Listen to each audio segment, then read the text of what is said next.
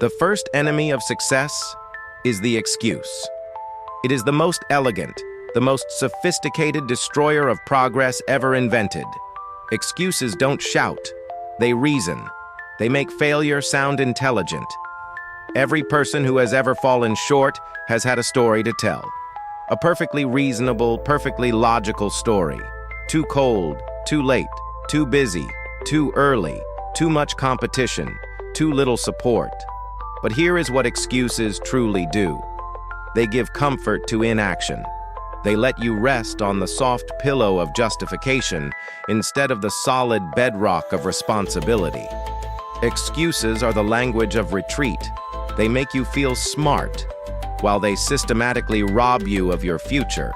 And they wear many clever disguises. Sometimes they sound like logic. It's not the right time. Sometimes they sound like humility. I'm not ready yet.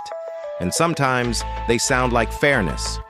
Others have more advantages. But the result is always exactly the same. Nothing moves. Progress begins precisely where excuses end. The day a person stops explaining and starts executing is the day their life begins to shift. Because excuses and progress cannot live in the same house. One will always drive the other out. Ask anyone who has achieved something remarkable. They didn't avoid hardship. They simply ran out of excuses. They replaced "I can't" with "How can I?" That one simple change in language reshapes the entire landscape of your mind. It turns a limitation into a puzzle to be solved. It forces creativity to step in, right where fear used to sit.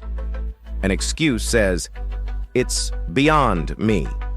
A question says, "What part of this is within my control?" One slams the door shut. The other opens a window. The problem with excuses is that they build comfort faster than success ever could. They let you settle for a story that makes sense, instead of fighting for a result that makes a difference. And once you start to believe your own excuses, progress stops completely. Because now the enemy has moved inside and has taken your voice. I once met a man who told me he wanted to be successful, but couldn't, because his circumstances were too hard. Then I met another who came from the same place, faced the same obstacles, and said he couldn't afford not to try. Same conditions, different conclusions. One had excuses, the other had reasons to act. You see, life doesn't listen to your explanations. It only responds to your effort. The marketplace doesn't pay for your intentions. It rewards your execution. Your body doesn't get fit because you mean to exercise. It changes because you do. So the cure for excuses isn't inspiration. It is accountability. The moment you start holding yourself to a standard of results instead of a standard of reasoning, progress reappears, because excuses thrive in the dark. They cannot survive in the clear, bright light of responsibility.